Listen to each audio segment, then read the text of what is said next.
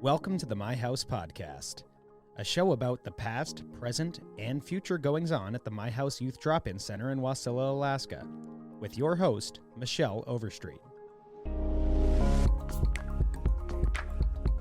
Well, hey everybody, I am not Michelle Overstreet. It's Isaac Smolden, the producer over here at My House. Michelle is actually out of the office when we're recording this, but we had to do a special episode because I'm sitting here with some students from USC that are here on a special project. I think the best thing about this podcast is going to be that I know barely anything about what they're doing, so I'll just be kind of learning with everyone else that's listening. So I think, let's just skip the preliminaries. Let's get right into it. I'm sitting here with Hannah Lee, Isha, Sanghvi, and Michael Cesar. Guys, super happy to be chatting with all of you. And go ahead, introduce yourselves. Tell me what you're doing up here. Hi, everyone. My name is Hannah. I am a junior studying human biology at the University of Southern California. Hey, y'all. My name is Isha. I'm also a junior at USC, currently studying neuroscience. Hello, I'm Michael, and I actually graduated from USC a couple of years ago, and I got a degree in business administration.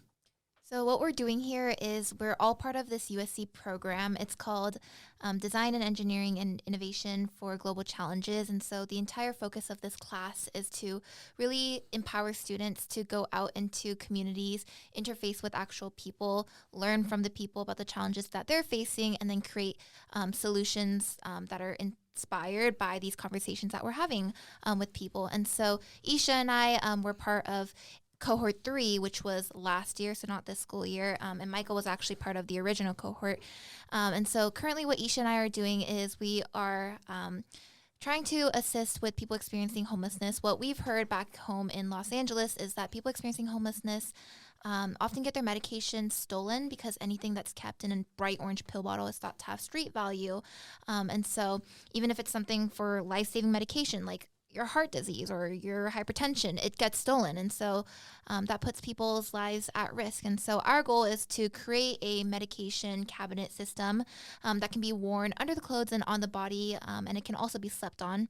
So we've created this flexible pill container. I wish I could just show it, but I'll try to describe it as best I can. Just kind of imagine I don't know, have you ever had those rubber bands where you kind of slap on your wrist and then it kind of folds around your wrist? Oh, the slap bracelets. Yeah, you know how it's really throwing flexible? It way back to the 90s. Yes, I'm unfortunately a 2001 kid, but something like that where it's really flexible, it can bend. Imagine that kind of material being used for a pill container. That's kind of what we've come up with, and it's part of our pouch system that people can use to store their medication and any other documents or ID and cash on them safely without becoming a walking target just for having your medicines on you.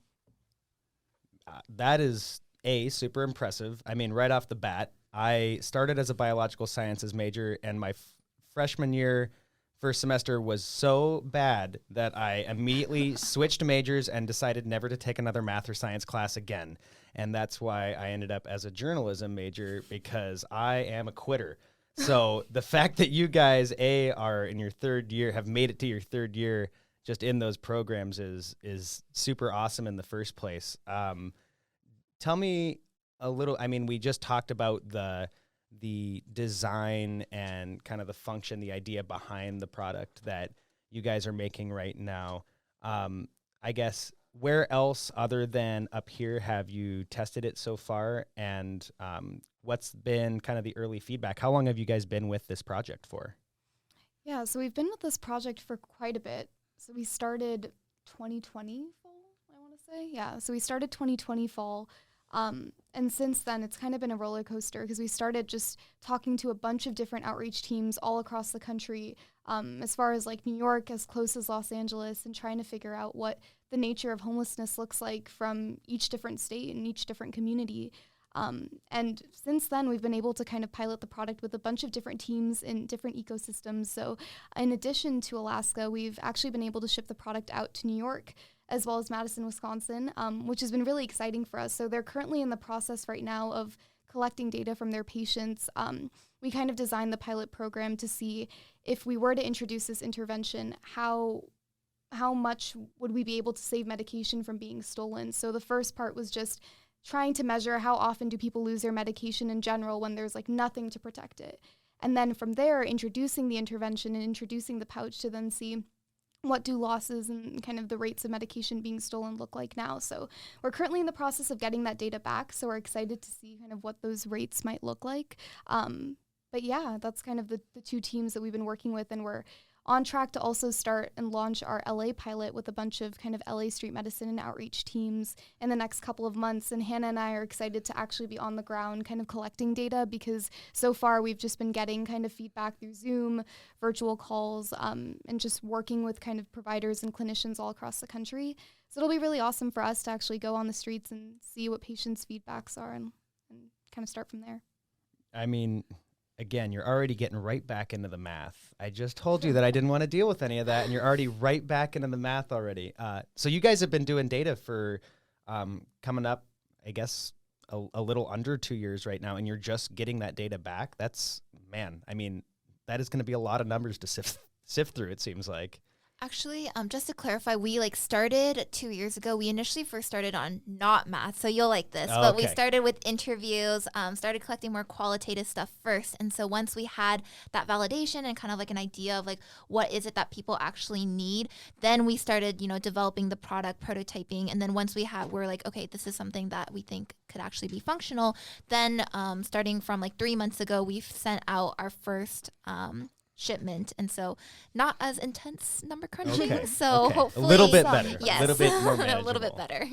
Well, maybe let's talk about the program a little bit, because this is something that it's crazy to me that it's even offered. And Michael, you've been through the program before. You're now graduated. Can you run me through maybe a little bit less about this project, but more about this program in general and kind of your experience with it and how you think it's helpful? Yeah, I'd absolutely love to.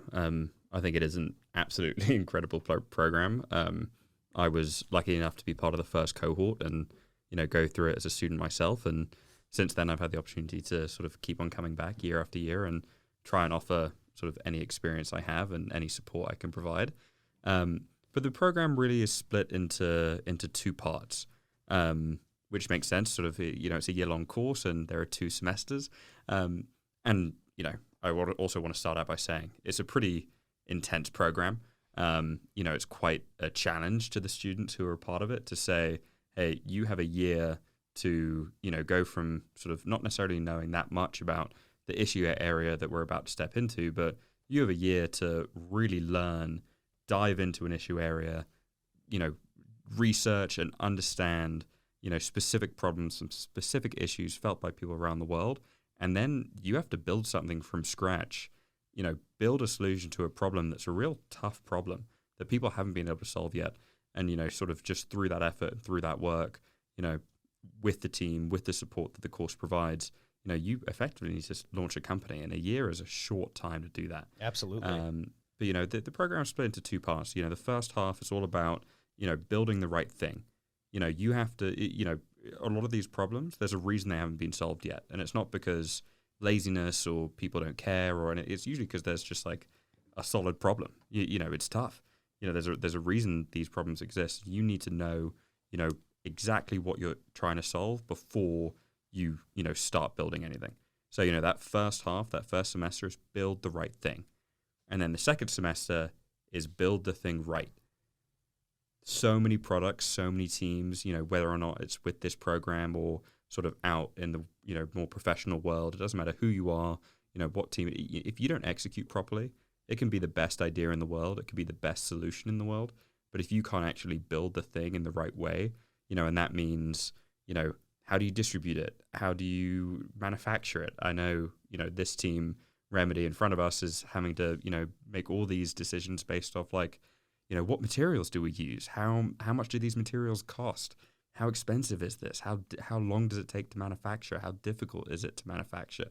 And, all those sorts of things where, it's pretty clear that there's a need for their solution, but, the challenge they're facing right now, and I hope you don't mind me saying this, is, they've got the right thing to build, but then now they need to build it right.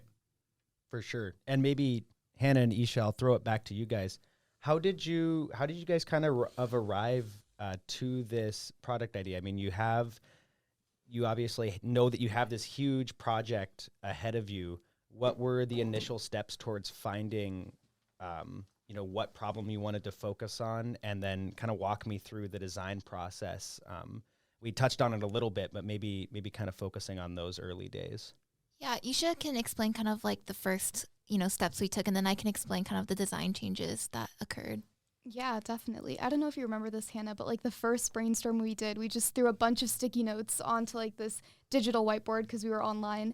And we had like some crazy ideas. Like one of them was like, have a drone system that just like ships medication to wherever you're at. Like we just threw like every single idea we could to figure out like, how do you get medication to people who need it? But there are just so many barriers to getting it.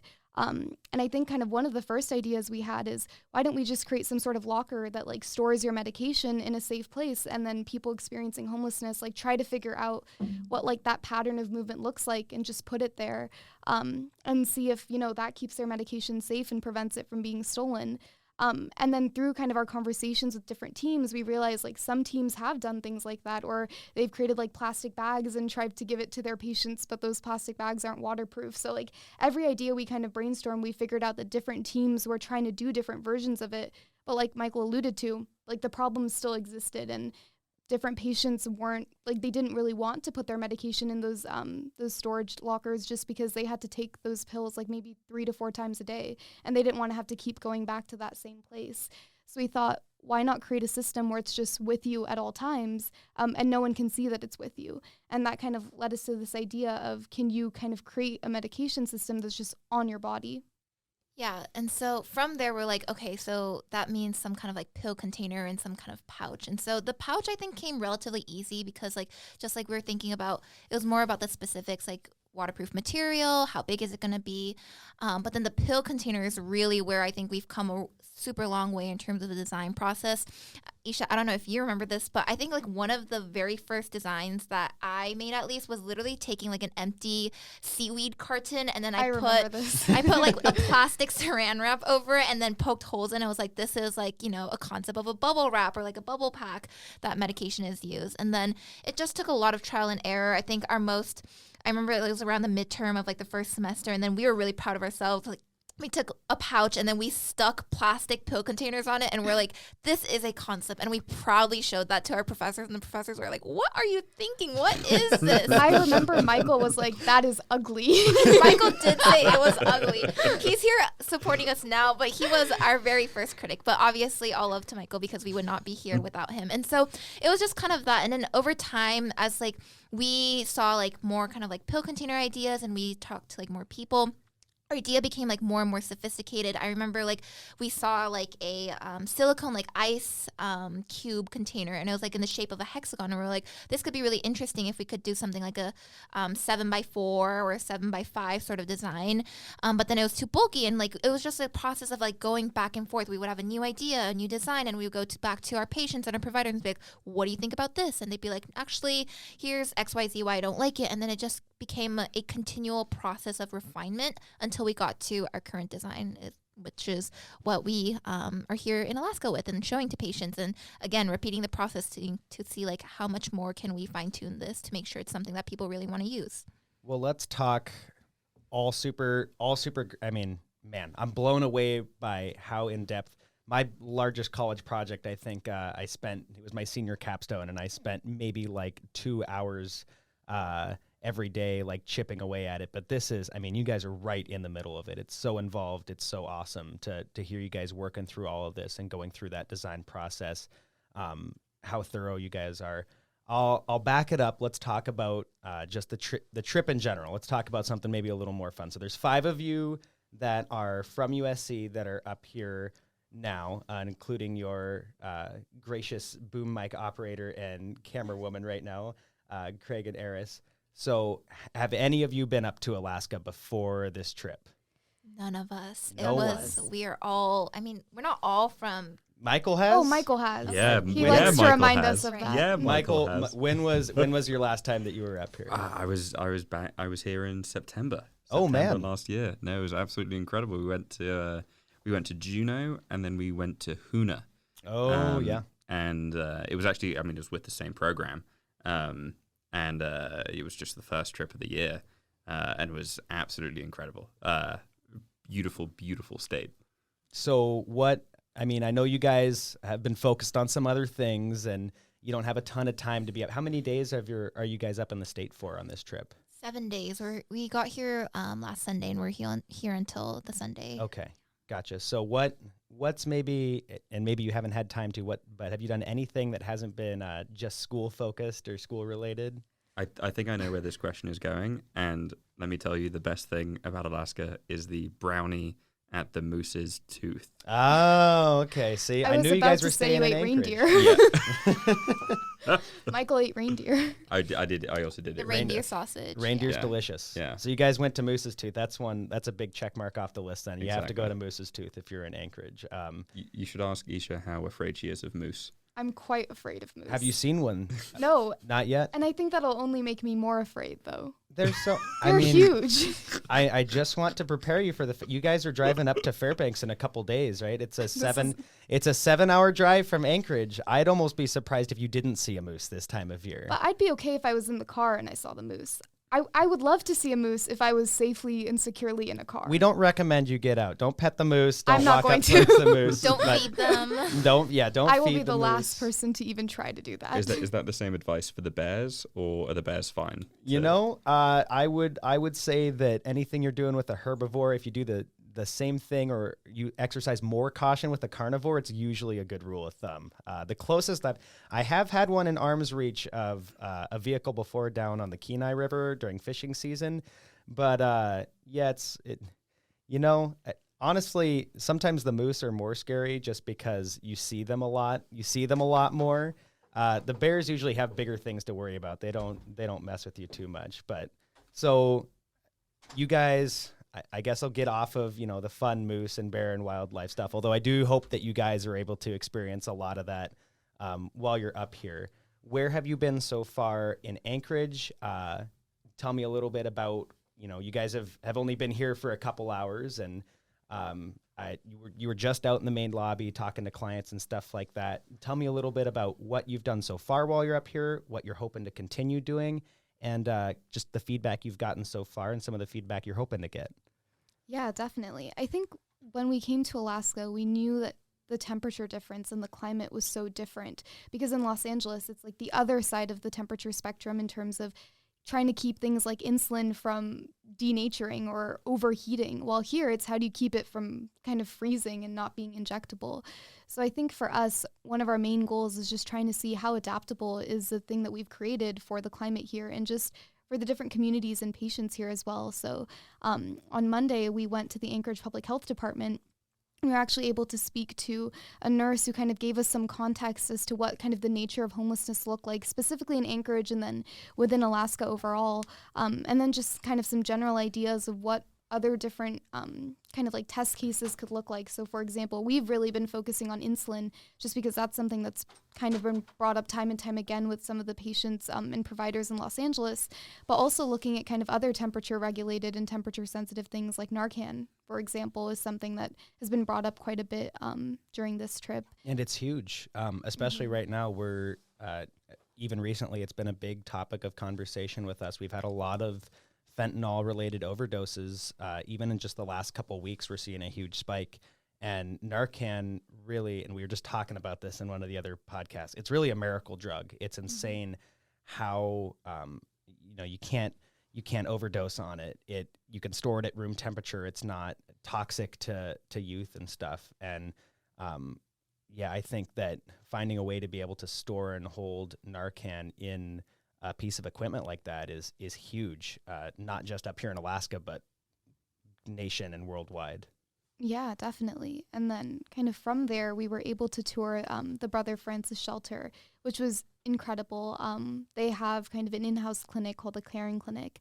We were able to speak to some nurses there just because they are very active with medication management for the residents that are at that shelter.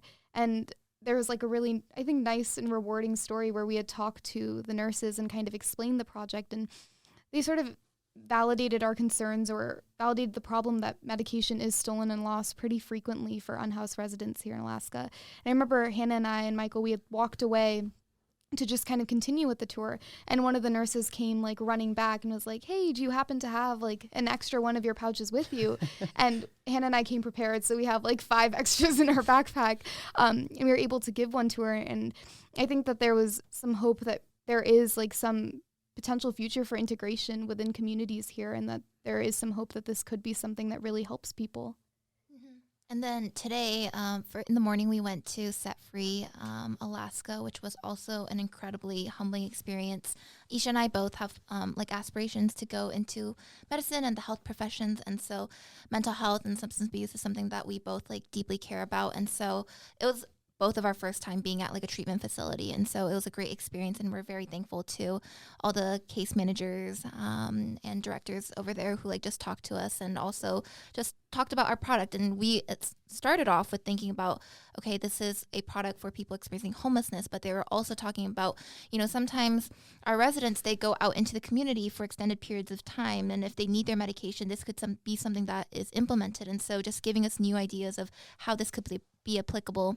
And then after, we are here now at my house, which was also a very fun experience. We just were talking to some clients during supper club, and it was, again, just a very humbling experience. I think I didn't realize just even like small things about Alaska, like how you can't get free shipping here, even if you have Amazon Prime, and Amazon Prime is not a guaranteed 2 days. It's actually 5 to 7 days.